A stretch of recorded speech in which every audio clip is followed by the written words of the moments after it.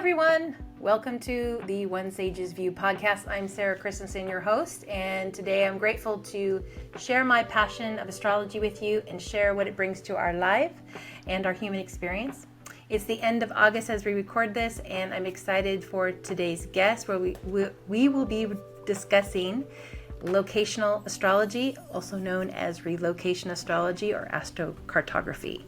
I want to welcome our guest, Moses Siregar. Thank you for joining us, and I'd like to introduce you now. Moses is an astrologer who has developed an exciting approach he calls holistic astrology over the last 29 years of practicing astrology. Holistic astrology is a modern fusion of Western, Vedic, and locational astrologies. He is one of the world's leading experts in the field of locational astrology and has available a 50 to 75 hour masterclass on this subject. Or he was the first annual recipient of the Arizona Society of Astrologers. I think that's a Stella Award for outstanding contributions to the field of astrology, the first president of the Association for Young Astrologers, and the organizer of the Blast Astrology Conference in Sedona.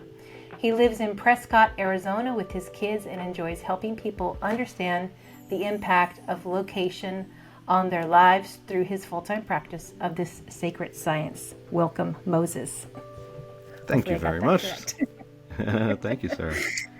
We are recording this right before Mercury retrograde, so a little bit jumbled there. So I'm so excited to have you, though, because I think a lot of people, as they are introduced to astrology, come across the subject or the discipline of locational astrology or relocation. They consider, like, where should I live? Where's the best place to live, or do something of importance in their lives. And that's what got me thinking about having you on the show and kind of diving into this subject a little bit more in depth. So some people might want a definition of what that is. What is location astrology? And is the term, there's numerous terms that we might want to be introduced to or understand. So if we're looking at this subject, what we might be, looking at online.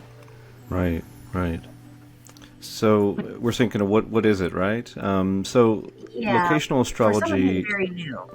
Yeah, for sure. I would start this way, right? So astrologers, we've been practicing astrology of various stripes and kinds for thousands of years at this point. And mostly we've focused on, I would say there's an axis of time and there's an axis of place. And I think what we're pretty good at is time, right? So we have different methods of studying transits or progressions or dasha cycles and all these different things that show us, well, what's going to happen for me this year, and that kind of thing. And it's perfectly great use of astrology. What is really quite new is this approach where we're really looking at place, which is kind of interesting. That now we can say, well, I think if you live over here in New York, or if you live over here in LA, here's what the story of your life seems to be revolving around, and here are the key themes, and here are the key things that look like they're going to go probably quite well and with a lot more ease and grace, and here are the areas that are going to be challenging, and how challenging is this place, and is that a good or bad kind of challenge? And so the idea is that each place in a way has its own chart or has its own influences or has its own lines, and anybody who's traveled enough or lived in enough places will tell you you have a very different experience living in different places. So this is I do like to stress that this is a very new kind of astrology. Like this is not a big part of the tradition that's going back hundreds of years. I mean, there's maybe a little bit here and there, but really there's really no big focus on it prior to roughly around when Jim Lewis entered the picture around the 1970s, and he creates a trademark term, astro-cartography, and it has the asterisks, between astro and carto and graphy.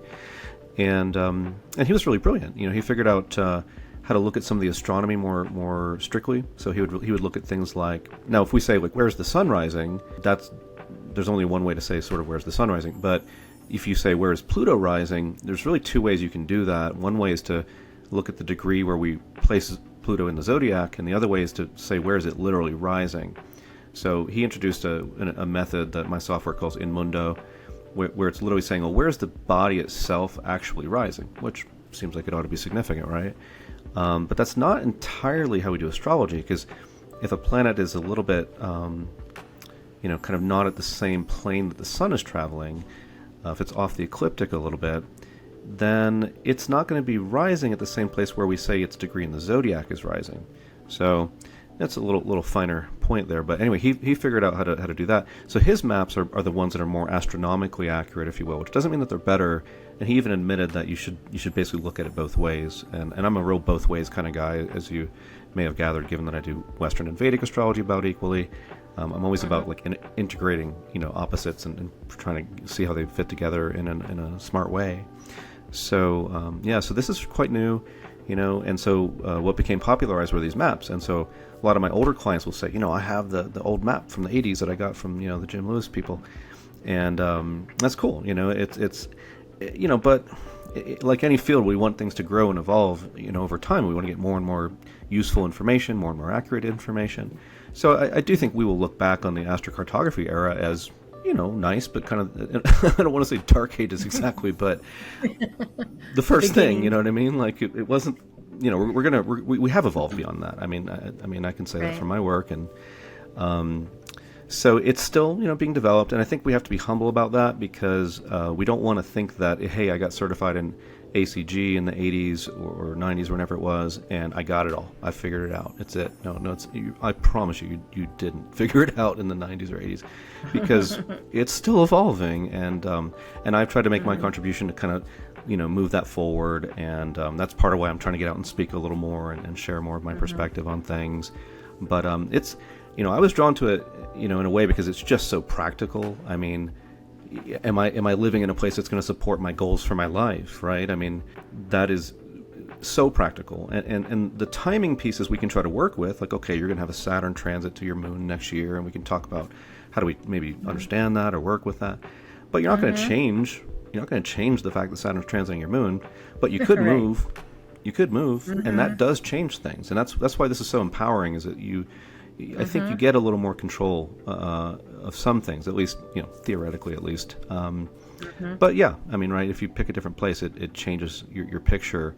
So it's so exciting, and it's becoming rapidly more and more of interest to people, I think, because it has such that practical utility, right? I mean, we want what we want. I want a good relationship, or I want to make money, or I just want to advance my spiritual life, or I want a great education, right?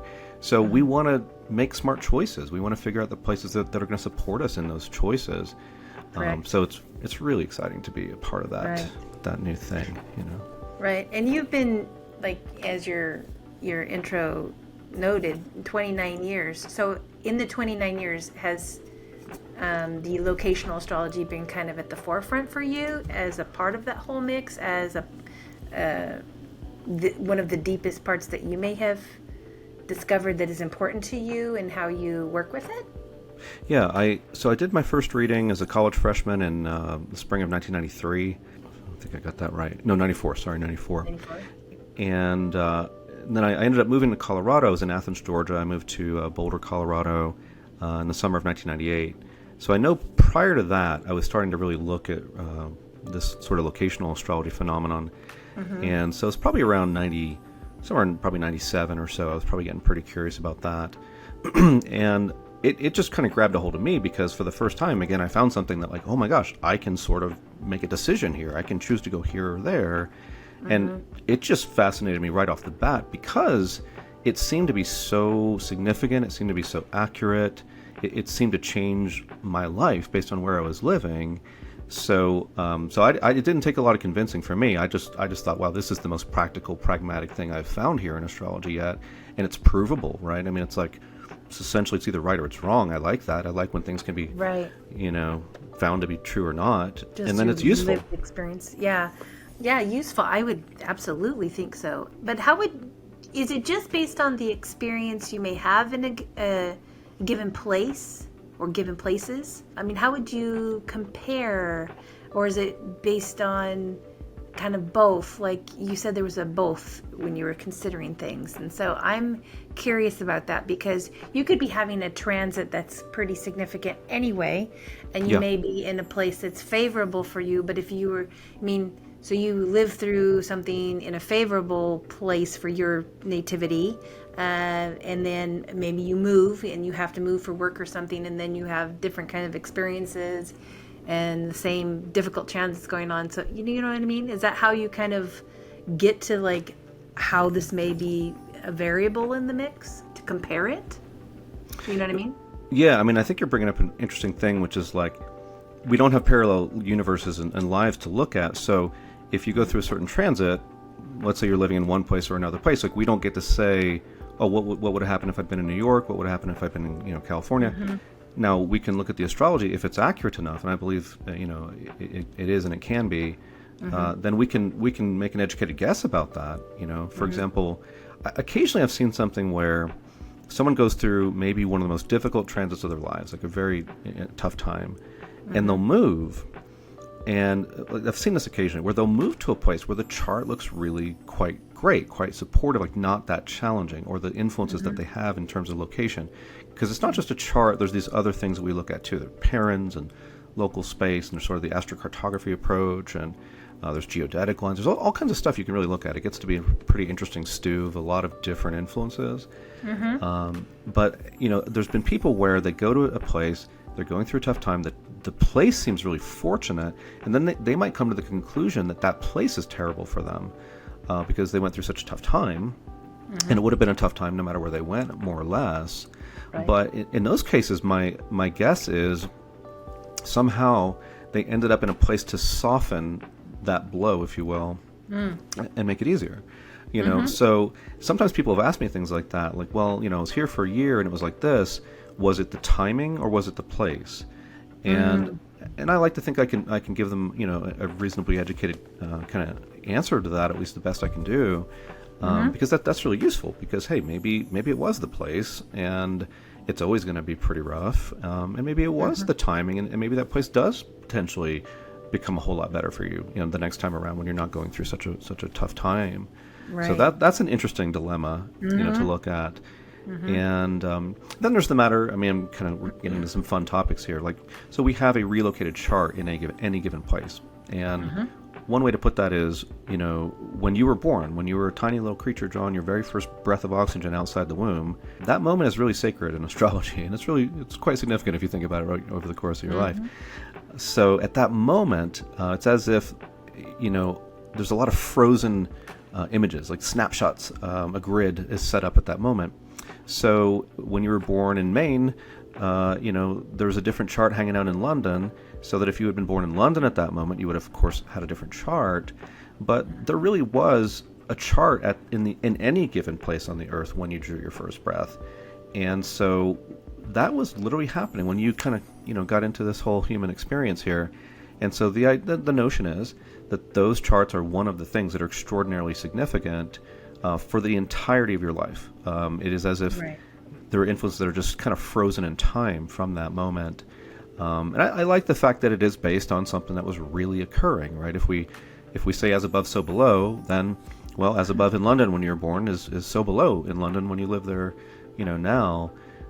So that's kind of a neat thing to kind of contemplate. And as you go to all these different places, then it's almost like you have a different chart, and to some degree the transits are different too, and so that does come up sometimes. Like, hey, I'm going to have this transit of Saturn to my moon. Well, maybe no, it's going to happen to your natal chart. That's fixed. But maybe you live in one location and it's in your 4th house, and maybe you live in another location and it's in your 9th house on the other side of the world. So that is one of the things you might choose. Now, I don't tend to do a lot of work with like, here, let's dodge this transit this way and let's position this transit this way. But it does come up, where people are coming into a big transit and they want to figure out where they want to be next year. So you can certainly look at that. And I think it does give you another very significant kind of layer of information. Maybe that transit is going to be in your 7th house in your natal chart, but maybe you want to go to a place where it's in the 10th house, somewhere else. And it really does add a significant piece to it. So that's one thing you can do. I feel like I'm pretty good at like analyzing the permanent influences in a place, so I really lean on those a lot, especially the ones that are quite significant, which means they're always going to be significant there. So my first thought is always like, because that's kind of my forte, I think, is, what is New Orleans for you more or less always? And yes, it will be different at different times of your life. If you live in New Orleans your whole life, of course you'll go through different phases. and we can study all those beautiful life cycles to kind of reveal some of that. But I think the first thing I start with is, okay, well, what is New Orleans in general? Like, what are the themes here in general? Because some of those things are very, very significant. Essentially, the influences that become more exact become more like fate, or more, you're not going to get around them, you're not going to avoid them. So if a certain thing is there, like just go back to astro-cartography, which people are familiar with, right? Mm-hmm. So if you have Mars setting in a place, you're always going to have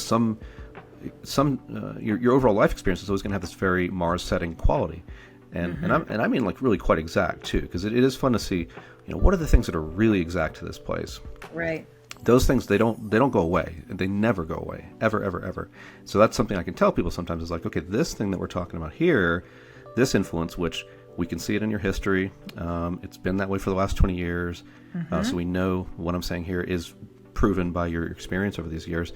That particular piece, it's never going to change. Like, it's always going to be there. You might work with it a little differently in different years. It might take some different manifestations, but certain things are just right there. And in a way, that's good, because we want this to be useful. And if we can say this is always here, and this is always here, and this is always here, well, now we got something we can really do something with. We can really use that information to understand our lives and figure out what we want to do based on what's important to us. Right. I hope I answered your question. Yeah, absolutely. I mean, there's layers and layers to this subject, right? So, I love it. Because part of that, what I got was that you're looking at if you're going to be living in a place for a significant amount of time. But there's also the context of you're going there for the week or something. Maybe you're going away on your birthday. A lot of people go away on their birthday, right? Right. And they can be in a different city, or they can be in, if they're from, North America and they go off to Europe or something for their birthday. Does that have a significant play for what their year ahead looks like because of that moment taken at the solar return as well? Or is it more that you're in the place and this is what, it has a richer, more, the vibration is stronger because you're sitting in a location for a period of time, like going off to college and you're going to be in a place for 4, 5, 6 years or something, right? Or that kind of scenario, right? So I think one of the questions there is like, is it worth it to consider going somewhere for your birthday to kind of get a different solar return, right? I've heard that, but I don't know how potent is that. I mean, I've even heard of examples in cases where people are sharing solar return and they speak about, a celebrity or something that's gone somewhere or was in some other place and how things, worked out through experiences and what it may have been for being in that place. You know what I mean? I've heard that before. But I don't have anything to contrast it to really in my... Right. To compare. I mean, I'm in evolutionary astrology for the most part, and I get into natal charts and I get into transits and progressions and solar arcs. But this subject really fascinates me because it's you're on the earth, you're in some place at some time. And I think that's pretty significant, right? Because it's significant when we take our first breath. So right. I don't have enough knowledge around it yet. And I think it's a very fascinating subject to take deeper. It's a great question. I think it's one I'll be continuing to kind of explore, throughout my life. And I mean, I do have some perspective on it at least. And I know there are people who think, that's completely useless to travel somewhere for your birthday, essentially for your solar return. One of my, original kind of fairy godfathers in astrology was a guy named Ray Merriman, who's been really involved with ISAR. He's a big believer in this sort of thing, and so he'll travel somewhere for his birthday every year. And one of the things I think is neat that he does, and I think this is general advice, even if you don't travel for your birthday, is he'll do things around the birthday, like let's say maybe the day before and after, or maybe within 24 hours of the solar return. I forget how he does it exactly, but he'll do things around that time that he wants to be doing in the next year. So he might do like a little work over here. He might work on a book over here. He might go hang out with, his family over here. So he literally tries to kind of seed the year with intention for it. And I found it really interesting. For example, this year, I have an 8-year-old kid who is completely obsessed with soccer. And my wife and I were born, my ex-wife and I were born literally 4 days apart. So I'm August 4th. She's August 8th. And so I had him for my week on August 4th, and there was a soccer event. And then she had him on her birthday, August 8th, and there was a soccer event. And this is the first year.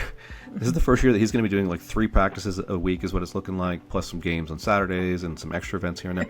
So I thought it was funny that on both of our birthdays, we were like giving up part of our birthday to take him to soccer events, which that's probably what we're going to be doing this year, quite a bit. So I think there is something to that. And I think it's a cool exercise that you can do, even if you don't travel, do stuff around your birthday that you want to be doing in the next year. But that's kind of a little side topic there. But so I think I fall somewhere in between as far as like, is this useful? Is it not? Right. I will tell you one time I did it for myself. It was not too many years ago. I don't know, like 3-4 years ago or something. I could think about it, but it was, I think it might have been 2019. And I did find there was this year where I thought, man, there really is a cool chart I could get here if I traveled somewhere. And I kind of had an excuse to go around Chicago. I was dating someone, and her daughter really liked, one of the artists that was performing at the Lollapalooza, and Ariana Grande, and so we were kind of like, hey, let's go do that. And it turned out to be right around my birthday. And the chart, there was this really neat chart. I remember it had to do with Mercury and Saturn, which are really a nice combination in my Vedic chart. So I end up in the middle of the night at this nature preserve, like an hour west of Chicago, just sitting there under the stars and just vibing with it and saying, okay, universe, I'm going to try this year. And I'm going to see if this chart really matters. And within a month or two, astrology.com contacted me and said, hey, we want you to write our daily thing. And they paid me a decent amount to write that. Most have ever been paid to write an astrology column. And that just fell out of the sky into my lap like a month or two after I did that. So I do think that did something, That's interesting. I like that one. Yeah. Now, so here's where I'm kind of in the middle is like, I think this is similar to what you're saying, that like your solar return happens, it'll happen at a time every year, and like the sun will return, like the sun-earth relationship will be exactly the same, at one point in the year. Okay. That's the moment of the solar return. And you will be in a body in a place at that time. So you can draw a chart for that moment, right? So it makes perfectly logical sense to me that chart has some meaning. It did occur in reality. It should mean something. But my feeling with the solar return has always been that even, let's say you live somewhere for half the year, every birthday you live in Minnesota, midway through the year you move to Florida. My experience of solar returns is that the solar return as it happened in Minnesota is relevant for the things that are going on in Minnesota. And then if you also cast that chart to where you moved to in Florida, that chart will pertain to when you move to Florida. So I don't think it's a perfect thing, because yes, you can seed a chart. It's kind of like an electional moment. You're giving purpose and intention to your year. But if you go back and live in, Sedona or whatever, you're still going to have the chart you would have had you not traveled. So I think that chart is still very important as well. But I think it's kind of like a bonus thing. If you got the money, you got the time, you want to travel, you want to give it a certain intention, can't really hurt, I guess. It could cost you some money, but I do think it does have some meaning. So I think it's not a bad idea. But yeah, it's, but more important is really where you live in. Anyway, I think that's just always this big overarching importance. Right. So anyway, that's my take on the solar return thing. So yeah, nice if you got the money, got the time, and you can find a better one. Usually every year I look at my chart for where I live, and I'm like, yeah, it's okay, that's fine. Like, but if I can find something really interesting, I might consider, maybe I'll go drive over to San Diego this year for my solar return. But a lot of times it's like it's okay where I am anyway, so I don't really make too big a deal out of it usually. It's good to have your perspective on that, because I mean, there's part of me that thinks that some of it is, if you're really conscious about it and doing like what Raymond, is it Ray or Raymond, does, where he's Ray Merriman, consciously doing very specific things like time blocking during his day, and maybe he's using the planetary hours for what he's going to do, when, what, where, right? That's Could a be. Very conscious day that he's kind of working with. I think that's awesome if you have the bandwidth and the focus to do that. Sometimes when you're raising a family, that doesn't always work out because you have other people that are you're taking care of, and it just depends, right? There's something to that.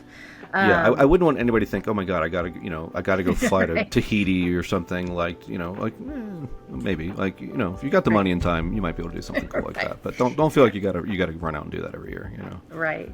But it's an interesting thing to explore, and I think if you have the opportunity to, that's fantastic. But our charts continue, and where we are located, absolutely. I had been thinking about this subject for some time, because I've known for some time that my daughter really, really wants to go to university. And you had brought up the example that you had explored it for your time at university too. Because some people go away to college and then they come back home and then they figure out what they're going to do from there. But some people go off to college and then they go on from there to wherever they get an opportunity for employment beyond college, right? So there's always the considerations, okay, I'm going to go here and then I'm going to go somewhere else. It's kind of open, but you stay a period of time during university in some specific location. And I've always wondered about that, because I got married to my current husband in Kauai. And I know that my daughter was with me, and when we were there, she got stung by a jellyfish, like I think the day after or the day before. So it's kind of a surprising little event. But I always wonder about, I think it's Uranus, or it could be Neptune out of her chart, that's really a close line, where the moon in my chart is close to Kauai, right? So, and I've kind of pondered this, like, what is going to be her experience? I'm not sure of those lines and how to think about those lines, because it's like you've got to pull that back to your natal chart, I believe, and how you might look at that, and maybe even transit at the time, right? So I think this is kind of a fun example. Well, not fun for the people who suffered here, but right. So I do have. We're talking about your daughter, whose chart I have here, right? Okay. Yeah, Sydney. Okay, so Sydney, and you mentioned you've shared her chart here before and things like that. Yeah, I've shared her chart before. Yeah. So yeah, I do that to my kids too. We're terrible parents, but part of being with me, I guess. She's interested in it as well. Even though she wants to be a marine biologist, that's her thing. But yeah. She asks me questions sometimes. So I had pulled it up earlier and just took a quick look at the map, and I had a few thoughts. But what's fascinating about your story there is that it was Kauai where she was stung by the jellyfish, right? So I'm looking at her map right now, and she has a paren. They call it a crossing if you look at like AstroClick Travel on astro.com. But she has a paren that does run through the island of Kauai. It's on the south side of Kauai, but it'll be. Do you remember where the jellyfish sting was? North or south, east, west? We were in Ka'apala or something, which is more on the west side of Kauai. Really? Okay. Oh no, east. Excuse me, east. Okay. East. Okay, yeah. East. Yes. I don't know if it was southeast, but in any case, it wouldn't really matter in the sense that this line is quite close to anywhere in Kauai. So let's just introduce this idea real quick. This is one of the things that Jim Lewis did, which is really brilliant, really wonderful. A paren. Okay, so a paren means where you have one thing on one of the real angles and another thing on one of the real angles at the same time in the same place. So you could have, Venus rising somewhere and Mars culminating somewhere. So Venus is just rising in the east. Mars is like reaching his highest elevation. We could see him in the sky that day. And their lines they may cross somewhere. So the idea then is that latitude, this is a lot of what Jim Lewis did with them, which is, I think, quite brilliant, is he would look at that latitude as taking on the quality of that as a combination. And I find that of all the locational techniques, this is the one that's least important to consider in terms of the natal chart. That's typically very important. But with a paren, it's like a pairing. It's a combination of two things. So your daughter, and I'm going to bring my daughter into this one too, but your daughter has Venus and Mars crossing kind of around the southern part of Kauai, but even if you go to the very northernmost tip of Kauai, it's only 20 miles away. So this is going to be very close, really, regardless of what part of Kauai it was on. So if it was southeast, then it would have been right exactly on that. And it's part of what you learn as you look at so many things. Now, I have probably seen about at least 20,000 places where people have actually lived and been able to ask them questions and read their notes, because I generally have people send me notes. Okay, what happened when you lived here and there and everything. So I'm constantly my brain just constantly accumulating these stories and examples and trying to understand how these. That's why I think I've really learned a lot, and why I think that my work, hopefully is going, kind of the next step, because I really have seen a lot. And so, for example, Venus and Mars. Here's this paren. Now, a lot of people, might think, hey, Venus and Mars, it sounds kind of sexy, and yeah, it's sure. I mean, right, we know that Venus and Mars is very much a male-female chemistry kind of combination. But my experience with Venus-Mars parents is, stuff happens like getting stung by a jellyfish quite often, because Venus is love and sweetness, and, it's like a Disney character, wandering through the forest or something, and then Mars is a brutal warrior who wants to punch you in the face and cause you pain. So it's a weird combination, love and war. And so to bring in another example here, and I'm gonna pull this up to double check it to make sure that I'm not making this up, and I'm pretty sure this is correct. But so my daughter, we take a trip once upon a time back to Illinois here, and so we're going to see my spiritual teacher, Amma, the Hugging Saint, and so we're just kind of like about an hour west of Chicago, kind of where I went in the middle of the night and had my solar return one of those different years. So I'm going to pull her map up and just make sure that I'm not making this up. But she was on a Venus and Mars pairing near Chicago, near where we were. And, overall, I would say it was a good trip, but there was this one thing, which was, I'm just double checking it. Well, I guess I am making it. Let me make sure this is correct. Oh, that's not the right chart. Sorry. Sorry, let me make this correct here. There we go. Well, actually, I'm glad I checked that, because actually memory did fail me on that. The parent here is a different one that I'm looking at. But it was the Sun and Saturn, which we wouldn't also normally think of as a terribly good one, and Neptune with the nodes of the moon. So anyway, I guess the wonderful example is kind of messed up there, but I guess it's kind of similar. We're on a short trip, and basically someone opens a door and it opens out, and her like big toe is caught underneath it, and it rips off her toenail, kind of injures like her toe really bad. She has to go, get that worked on and everything. So yeah, sometimes you can take a vacation to a place where it's kind of risky, because your influences might not be so great there. But your daughter's example, I mean, there's the pain. I mean, stung by a jellyfish, that's a Mars kind of thing. And it was really hardcore, because she felt it up all her legs, and then one of the locals helped us with vinegar, and we put on vinegar on her legs. The sting was really bad. I remember carrying her up the stairs to the condo to get her into the tub, so she could just lay with the paper towels over her legs. And so it was like this interesting moment where here we are. I was married. That we were getting married like the next day or 2 days later. And wow, because I remember them taking her picture close to the ocean. She's all nervous now of the ocean, but it was kind of scary, because I didn't know how bad it was stinging her. Then it rubbed off on me when I was carrying her, and I'm like, that does not feel good. It's really challenging, and but the vinegar helped. It was really nice to have the locals help her with what they knew would fix the problem, and what she was experiencing. But she had to lay around with vinegar on paper towels on her legs for a couple hours to let it cease. But great example of a Venus Mars pair not being so good. Now I remember what it was in my story. So my wife had a Venus Mars parent right there. That's what it was. My daughter had Sun Saturn, but I just pulled up my ex-wife's. She had a Venus Mars parent right there, and what happens is her daughter gets like part of her toe ripped off. Right. And so, and so I've said this before. Venus Mars sometimes it's like there's blood in the stories quite often. It's kind of this fleshy, bloody kind of combination a lot of times.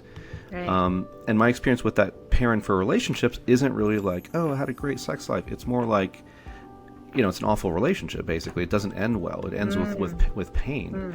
So so if someone's saying, hey, I want to go find my happily ever after, I'm not going to say go to a Venus Mars parent for that, because I've seen it, many, many, many times. It doesn't end well. It ends with pain. It ends with divorce. It ends with, abuse. It's just not really good, frankly. And I think that's a mistake that some people might make, because they go, hey, Venus Mars, it's sexy.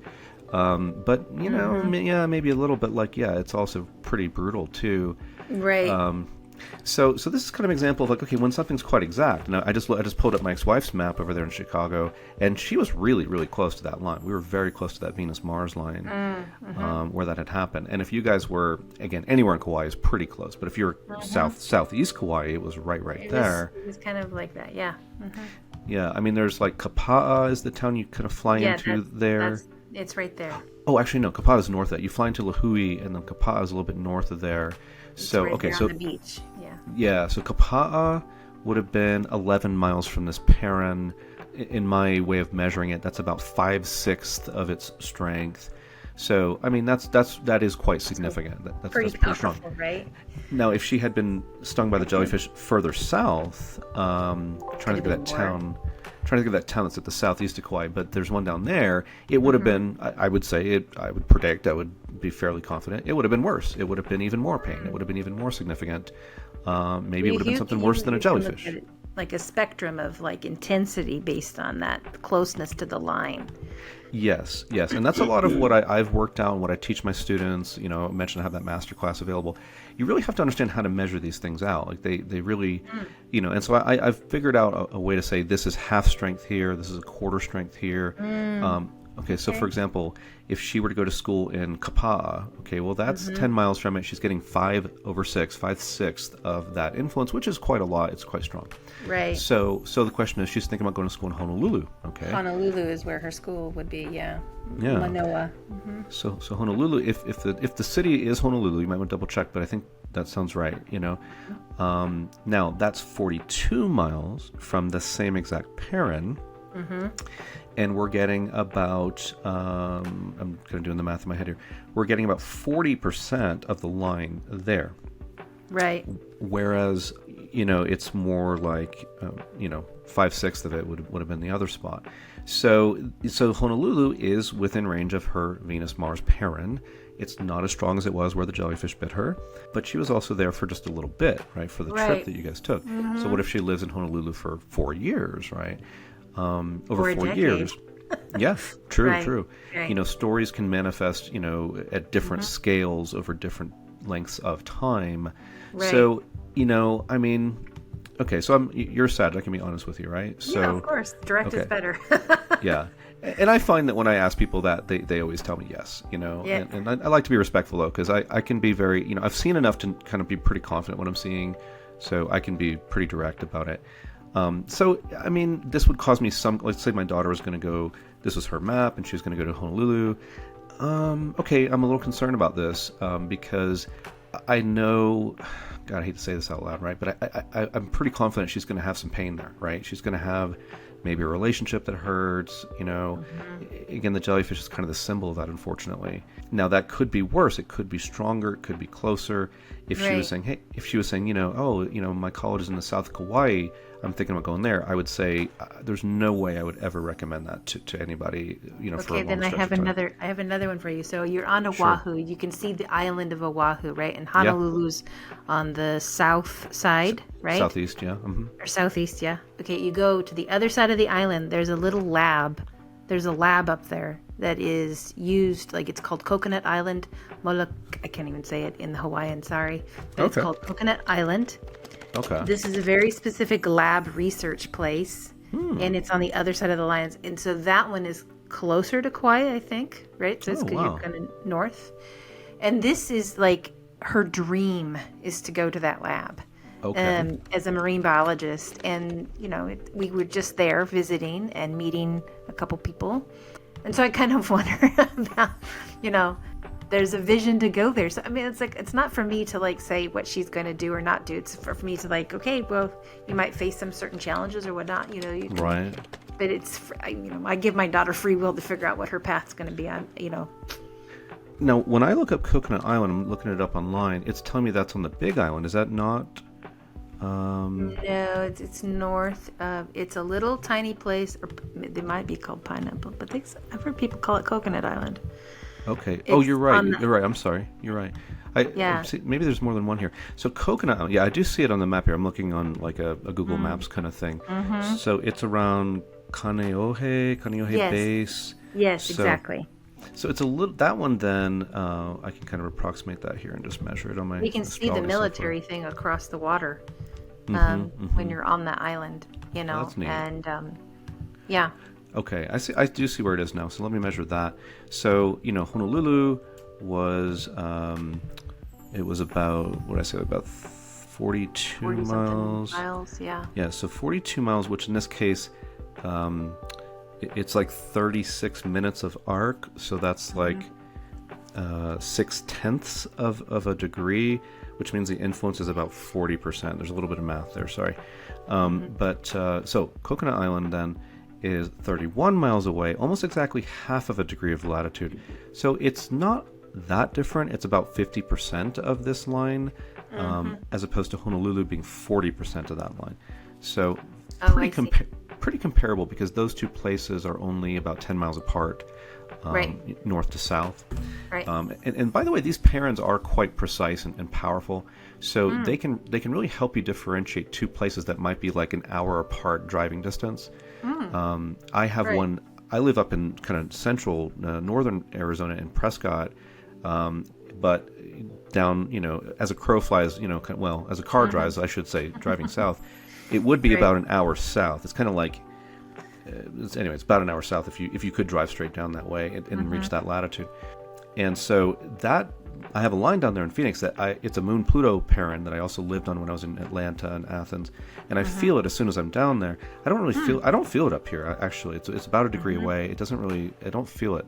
So I could make a huge distinction, like in my case, if I came to me and I said, hey, I'm thinking about moving to Arizona, I'm thinking about Prescott or Phoenix, it would be easy to say Prescott, not Phoenix, because Phoenix is exactly where the Moon Pluto line is, and Prescott's a degree away. It doesn't really matter there.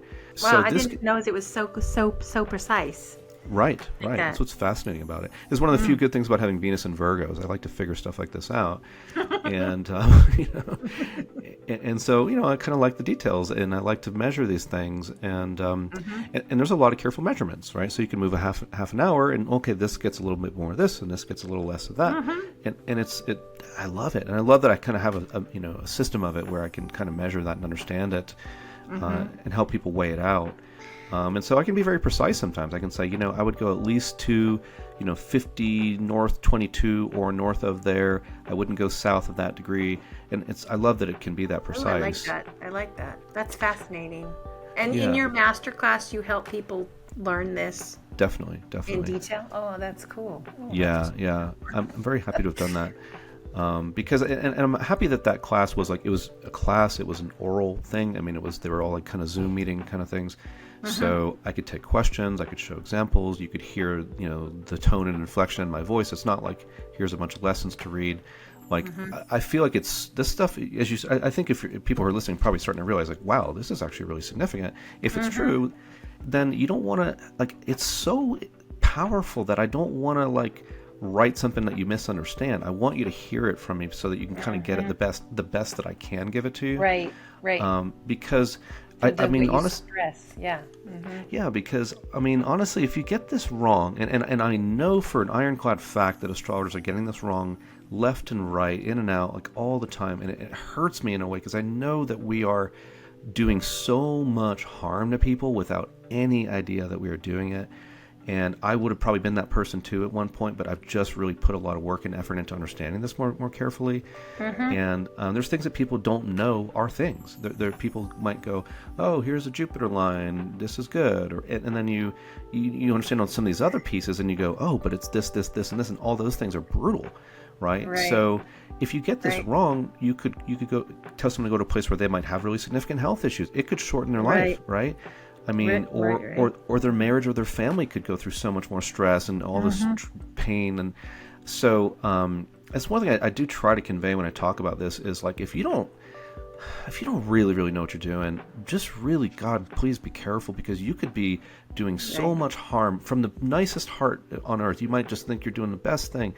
And if you don't really understand the subject, you could be hurting people so significantly. Right. So that's one of the reasons I have to get out and talk about this stuff. Right. And I think that's really, really important in the astrological community. We may study a particular discipline and not be, an expert in another area. And I know I'm not in this particular discipline. I'm fascinated by it, but I would never try to do a reading on this. I would actually find out who are the folks that I would recommend to people, right? And I think this goes on in the, in the community, that people refer to other people certain things that they're not their specialty, right? Yeah. So I think that's super important for ethics. It really is. Yeah. And just, cover your own butt karmically too. I mean, you don't want to be like, oh yeah, I'll take your $100 or $200 or whatever it is, and say, yeah, you go to this place and you'll be so happy. And it turns out they go there and it's not. I mean, I will mention one example.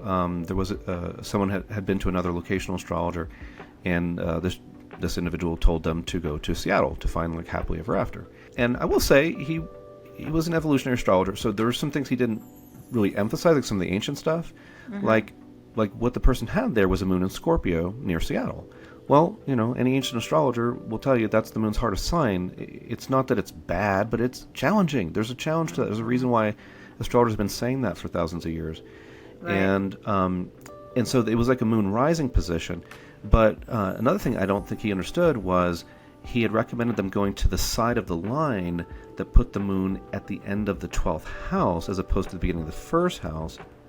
So he literally tells someone, here, go here, you'll find, your happy place on earth.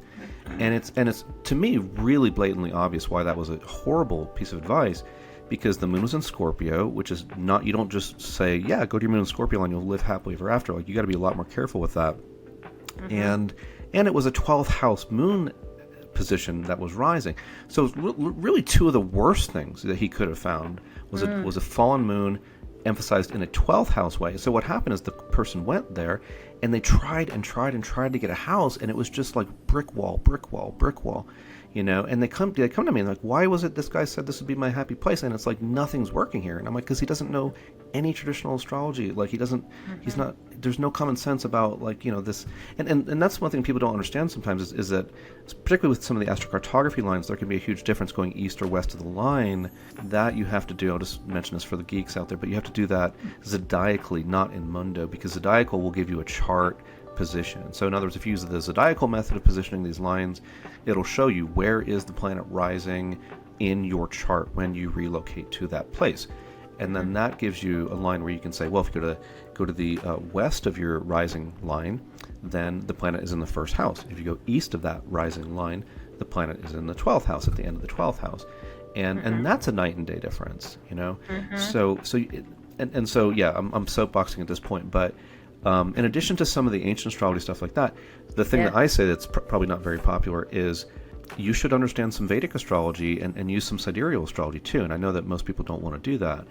But considering that you might be advising people, and you shouldn't be doing that, as you, Sarah, as you said, if you don't really know what you're doing. But let's say you're advising people, and let's say you find a Venus in Libra in their chart, and you're thinking, this is looking good. Go to this Venus line, it's great. Well, it may be, there's roughly an 80% chance that it's going to be in Virgo when you go to their Vedic chart, unless it's at the end of Libra when you do the Western, because then it could be Libra. But there's a good chance it's a Libra/Virgo Venus placement. In other words, Libra in the Western, but Virgo in the Vedic, and that's Venus's hardest sign. And so that line is way more mixed than the tropical astrologer is going to be thinking, because it's like Venus and Virgo, by itself could mean, we're not having good Venus experiences. We're having challenges with women, or having challenges with money, or there's some really intense woman in your life who's really challenging, or, things like this, or, your daughter or your girlfriend or someone is like having a health issue or something. Like, there could be all these problems. So that's one that is not that popular. So in my class, I try to make it not that hard to do that, not that scary to do that. And my main advice on that front is, if you're a tropical astrologer, at least consider very significantly the essential dignity from the sidereal position, and the same is true the other way around. If you're a Vedic astrologer, consider at least the essential dignity type stuff from the tropical position as well, because you could have a Vedic astrologer and they see Jupiter in Sagittarius and they're thinking, okay, this is looking good. Maybe in the Western chart, chances are that Jupiter's going to be in Capricorn, which is Jupiter's fall, and that's a whole different ball of wax or whatever. That's a lot more challenging. So because this is people's real lives we're talking about, if you're going to do this, this is my opinion, is you really got to cover your bases and learn what you can and be as careful as you can.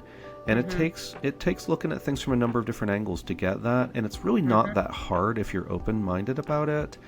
like one of those cases, like maybe you look at that Venus and it actually is in Libra, but then it stays in Libra when you subtract 24 degrees roughly to go to the Vedic chart. Well, then, okay, we still got a really strong contender to work with here, But if it goes back to Virgo, do not ignore that fact. Do not ignore that fact, because, then it is going to be a real mixed bag. And it is a mixed bag. It is like, hey, there's great Venus stuff and there's challenging Venus stuff. So, there's a lot of things like that I can kind of get into. With Sydney, right? So we're looking at Honolulu.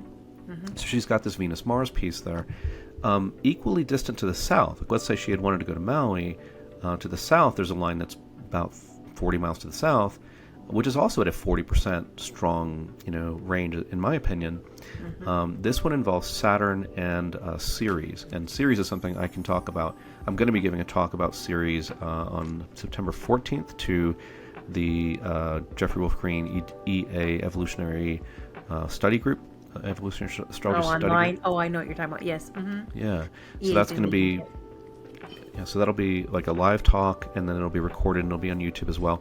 And I really like to talk about Ceres, and so this will be the first talk I've ever given that is just strictly dedicated to Ceres, which kind of is a long time coming for me, actually. So the nutshell is I consider her as absolutely as important as all the other planets. And I consider her much more significant than all the other asteroids. Very powerful asteroid for her size, and even how we might look at the myth. That helps me inform me a bit about it, and how we might work with it as astrologers in people's charts. So it's so huge. And like you said, like even if you look at her physically, like what are her properties as a body in space, she is much bigger than the other asteroids. And she is the only one that is spherical. She is basically spherical like a planet. There's water vapor inside her. She is not like the other asteroids. She's just not, physically speaking. You can't argue that any of them hold a candle to her, really, in that regard. The only other one you could see with the naked eye under certain conditions is Vesta. So that's the only one that I could kind of compare. But Vesta is nothing like Ceres on these other fronts. She's way smaller. She's not spherical. So, one of my old friends, Kelly Lee Phipps, was a really brilliant astrologer. Did you know Kelly? I read some of his stuff online, Oh, cool, yeah. Well, I credit him 100% for turning me on to Ceres. And by the way, she's called a dwarf planet. I mean, she is, even astronomers, they don't consider her like one of the asteroid goddesses. No, she's the queen. Like, she's the goddess up there. And his opinion was, that she's really this tremendous symbol of abundance and all this kind of yummy, earthy kind of energy. I call her the perfect grandma a lot of times.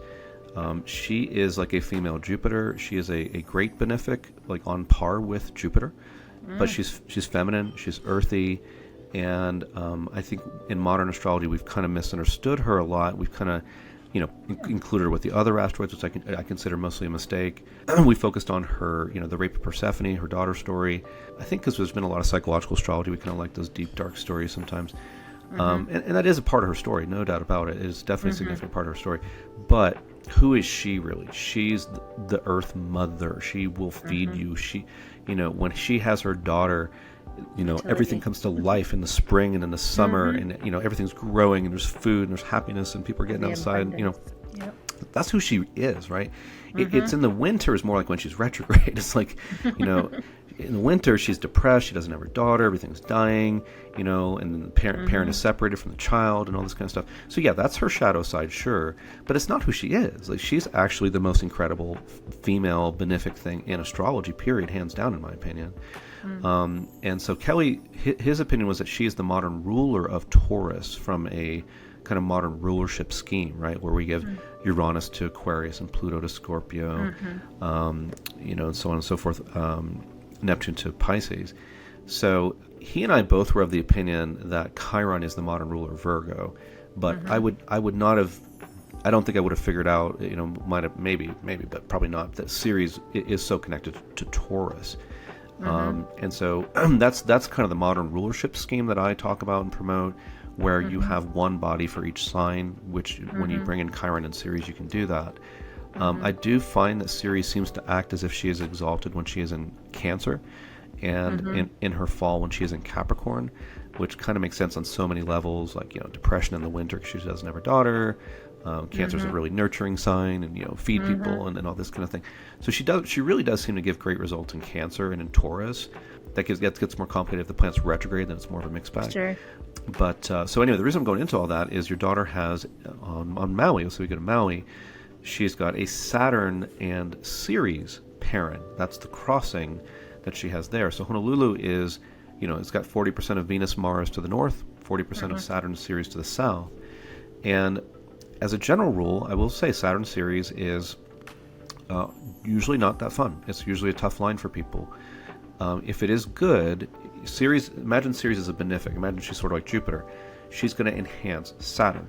So Saturn things might benefit under that line. Now, I'm being a little optimistic here, but like Saturn things. So I would say Saturn things are career, real estate, elders in your life. Those are probably my big three.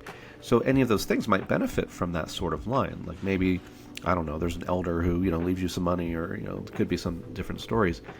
So it can be good for Saturn things, and if you're into science, that might actually be a good fit for science. But now in terms of the parents that she has here, I don't think Honolulu is a place I would actually pull out as like, oh, these are great parents. There's 2 of them here. Yay, go for it. It's more like, okay, this Venus Mars tends to bring some pain, and the Saturn series, I think because with Saturn series it goes the other way around too. So Saturn is his typical bummer self sometimes, and I respect and love Saturn, but he does depress things, and he heavies things, and he challenges things, and there's all that. So if we depress the Earth Mother, then what happens, right? Everything dies in the winter because she's depressed. So it is often kind of heavy like that. So this would give me some caution in terms of just being at that latitude, anywhere around the Earth at that latitude for her. And then we have a relocated chart. Now I'm looking at that, and there's some pretty neat stuff here for education. Mars is important in her 9th house of higher education, because I believe Aries is in her 9th house. Let's see here. I guess depends on what chart you're using, right? Okay. I'm Stephen Forrest, evolutionary astrology, so I use Placidus for the most part, but I've also studied traditional, so I'll on occasion use whole sign and some of the discipline or the techniques of traditional astrology, like I studied extensively with Demetra George, for example. So I'll use it as an overlay, but I look at what is the soul intending to evolve or grow from, and where is it coming from, and where is it going, and what it might be facing, from karmic stuff, and evolving from that, how the response is. So that's kind of my position, and how you speak about like Ceres and Chiron and so forth. I keep them as weighted. I don't put them as rulers myself. I hold kind of more Stephen Forrest's way, how he looks at the planets, and it maps over to some of the traditional, because it kind of keeps the frame of Venus having Taurus in Libra and Mars in Scorpio, but the evolutionary pulls in the like Pluto on the Scorpio and so forth, So that's interesting. But her intention is very much science. She's kind of science plus engineering. So she has marine biology is like the foundation, but she's built ROVs, like underwater submersibles for years. She continue in the engineering as a part of as a tool to do what she does. She's very fascinated by coral and trying to rebuild corals of the ocean. So I don't know if that's exactly what she will study, but also, I guess, like dolphins and whales and so forth is another one. I don't know what her final choice will be, but those are kind of what have started to come in, So, okay. But, yes. So I'm looking at her relocated chart there. It's actually pretty fascinating. So I have a way of kind of weighting things as well in the relocated chart, which is really probably my main contribution perhaps to this kind of field. It's really like breaking down how to actually understand that precisely instead of in a general way. So she has, your daughter has a conjunction of Ceres and Neptune, right? So they're Ceres, they're in Aquarius, of course. And so here she is caring about the coral reefs, caring about the ocean, right? Very Aquarian, like, hey, we got to take care of this stuff because, other things beside ourselves matter, and we got to think about the future and future generations. So she has Neptune, the god of the sea, conjunct Ceres, the perfect grandmother, who together, that is a very interesting conjunction in her chart. In Honolulu, they straddle one of the important ninth house cusps, which makes them extremely significant there. Of course, ninth house is higher education. So we literally have a very strong symbol for that. And then that Uranus line that you're aware of too, right? So that's west of Oahu, and it's a Uranus midheaven line. So because Oahu is east of that line, when you look at the relocated chart, Uranus is at the end of the ninth house. So it ends up being a more ninth house Uranus placement, which is in Pisces in her chart, which also connects with the oceans again, and is ruled by Neptune in modern astrology. So, and I think, as far as the rulerships go, I think we're going to evolve to where we include Ceres and Chiron. It's my opinion, because we included Neptune, Uranus, and Pluto, but there's a hole there, which is we haven't filled in the fact that Mercury and Venus still rule two signs. And there should be one for each body, like in my opinion, just as a general thing. So I think we're going to evolve to include these guys, but we can always have fun discussions about that. But her sixth house, though, also in Honolulu, very, very strong thing. She's got 23 degrees rising of Gemini in Honolulu in the relocated chart, but her Jupiter and Mercury are conjunct at about 23, 24 of Scorpio, which is the sixth house position. And one of the things I've been kind of surprised initially, but now it's like the most common thing I see every day, is sixth house placements are often extremely strong for education. It's not given credit as an education house enough. It's a total education house. It's a primary meaning of the sixth house. It has so much to do with education. So to have a Jupiter-Mercury conjunction at exactly the ascending degree at the sixth house position is extremely powerful for education. So this chart, it just screams education, because if I pull up a chart where someone goes to college, I'm expecting to see the ninth house and the sixth house emphasized. That is exactly, like in spades, what we are seeing here. Like very powerful ones, very tight. Jupiter, Mercury, Ceres, Neptune, Uranus. So this is an education type chart. I think the challenging part, we find Pluto is descending in the seventh house. That's very tight. The south node of the moon is right at the kind of fourth house position from the ascendant. That's kind of hard for the fourth house. Pluto's kind of challenging here for the seventh house. Then she's got the Venus-Mars pairing and the Ceres Saturn pairing. So it seems like an amazing place for education, but where, let's say relationships might be challenging, and there might be an emotional piece to this that might be a lot harder. So that would be... That's kind of, then it's a tough call, because it just is amazing for education here. But I think she's, would have other things to go through here that would be a lot more challenging too, is what it looks like. So. Right. I think that's fascinating.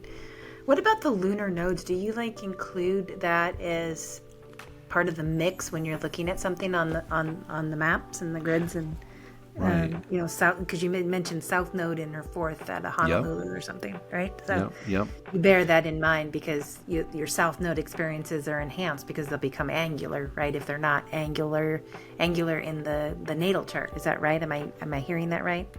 Right. In this case, again, the rising for her in Honolulu is about 23 or 24 Gemini, and her nodes are about 24, 25, where the south node is Virgo, the north node is Pisces.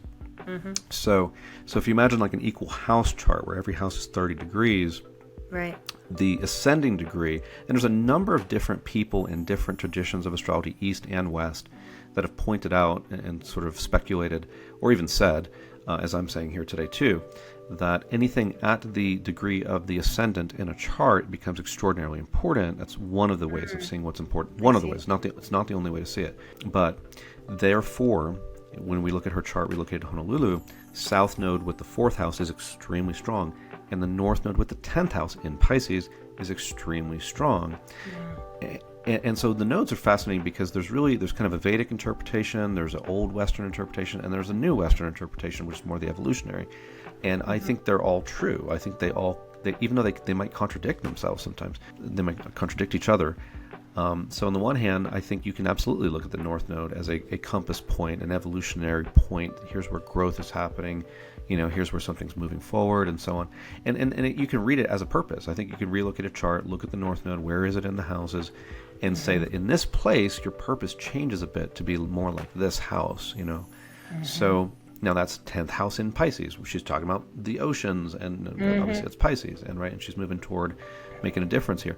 So this is kind of generally a nodal position where a lot of times the North Node is expansive, and more Jupiterian in some respect, more of a positive sort of expansive influence. So that's at the 10th position. So great for where are you going in life, and who are you becoming, and what's your role, and what are you going to be known for someday, and things like that. Right.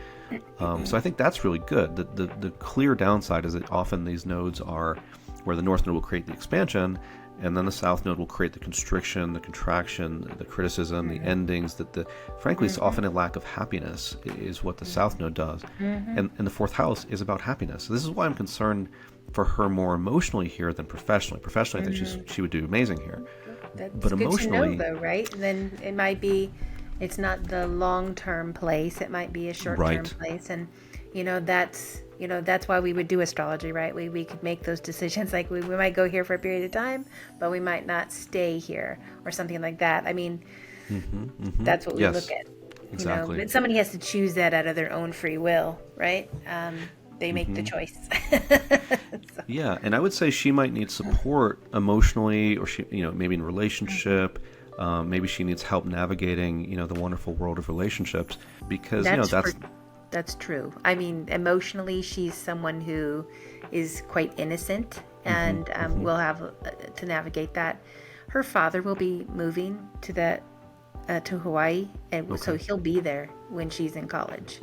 So he's making a life choice to make a big move when she goes to college. So that's for them. I can't tell them what they're going to do at that point, but I don't know after that, like what the long term, things can change and in moments notice. I mean, look at what's happened in Lahaina recently, right? So you don't know what your life will have, different bends and turns and where you're going and things like that. But I do know at the short term, that's still the goal. That's still the vision that she wants for herself. And I've, thought of these past experiences of her being in Hawaii, and she's very tied to it. She's been since very young age that I'm going there. That's what I'm doing. I'm like, okay. Yeah. So, I mean, the education stuff is spectacular in that relocated chart. It is, it is off the charts good. But often in life we pay a price for the benefits, and astrology is really amazing at showing us that. Like this same placement that gives you your greatest gift gives you one of your greatest challenges. We see it all the time. That's understandable.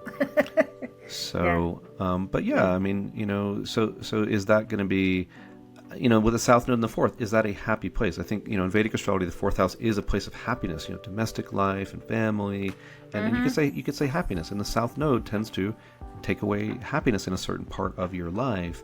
So that type of chart is great for career in the sense the North Node's very 10, but the South Node being 4 is not tremendously happy usually. It's usually not, frankly. And then she has these other lines. There's a Pluto thing, there's a Venus-Mars thing, and so on. Right, so there's a lot to consider in the layer of that. Yeah. So supporting her kind of emotional process with all that, would be, if I were her parent, I would probably be thinking of it that way. And knowing that she has a heck of an opportunity with her education there too, is what it looks like to me.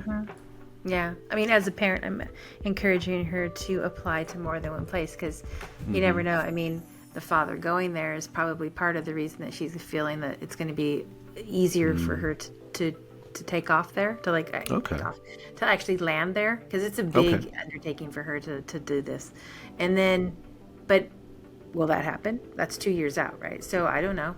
And I just kind of like, okay, well, you have a plan A, and then you're going to have a plan B, C, and D, just in case.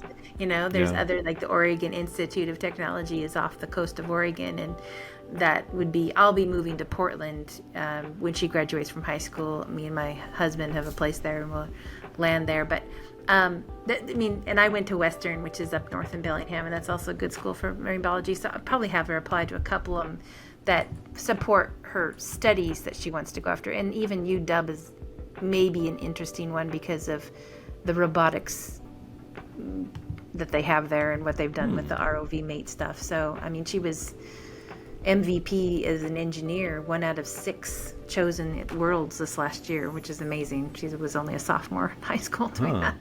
So I'm very interested in this location, because it's like, that is a big move. That is a big move, and how long do you want to live there in your life or study there or whatnot? Yeah, my guess is if she does go to school there, let's say she does all the 4 years or whatever, probably there's enough other stuff that's not quite right that she'll probably want to be somewhere else. That's an absolute guess. Maybe she'll love Hawaii and just want to stay, but I would caution her if she were my client. Like, I think this is always going to have some pretty incredibly strong challenges on the emotional side. Now, if that turns out to be true from her experience, like she's been there for 4 years and she goes, well, yeah, that's exactly how it's been for 4 years, then I can say, well, the things I'm saying are never going to move. Like, they're always going to be there. Right. That's always a thing. Right. I think that's important. So that's good counsel. I mean, and you mentioned Portland for you, and so of course I got curious and pulled that up. I don't know if you have a second for me to mention a couple things there. Sure, go ahead. I'm game. Okay. So, and I can show you this too. I can show send you a screenshot or whatever. But so here's what's interesting. You have two parents that are very, very close to Portland, and this is where we get into, like, do you want to go north? Do you want to go south? One of them, which is to the north of Portland. If you go straight north of Portland, you go across the river, right into Washington, just barely into Washington, right there. Mm-hmm.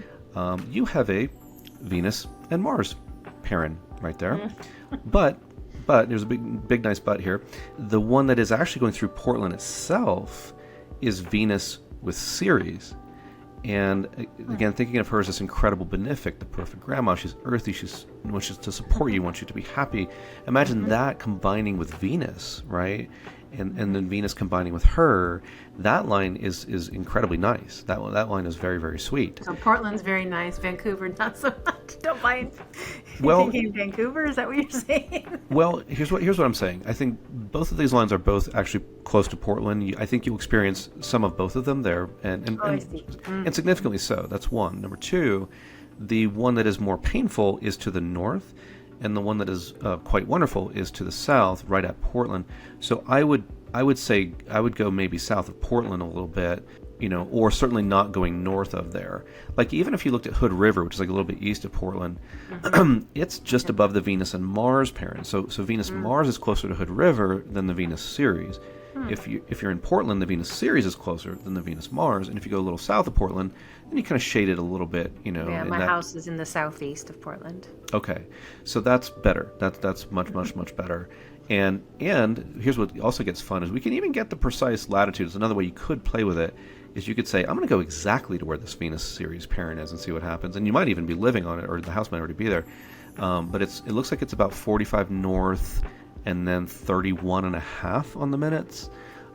So if you do go exactly to where your parents are, you will get the most profound effects from those. Like, unbelievable stuff happens when you go exactly to your parents. It's so fascinating to see this. So that would be a latitude you might even want to, like, really hang out at that latitude sometimes and like, see what happens at that latitude, or live at that latitude, or work at that latitude, or hang out with people at that latitude, or something like that. Now there's a whole lot more to the story, but those are two of the things that jump out real immediately at me. Just looking at some of that stuff, and then the relocated chart is like kind of another story too. And then you could look at geodetics, and you could look at local space. Your local space lines that are going there. So you're born in, was it Spokane or somewhere like that? Spokane Valley. Spokane, okay. So the local space lines to Portland, the ones that they're going to go from Spokane, they're going to go south, west of there. The closest one is the moon, and then right above that is Saturn, and then right above that is Jupiter. So they're kind of a little bit northwest of Portland.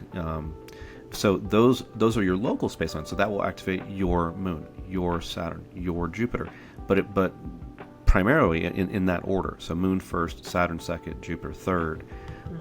So those lines are also operative. Then the relocated. So there's all these things we have to weigh out. But you definitely have some real energy going there. You have a lot of lines that are strong there. So we have a number of very strong stories that are going to unfold there for you. It's not a nothing burger. There's plenty going on there.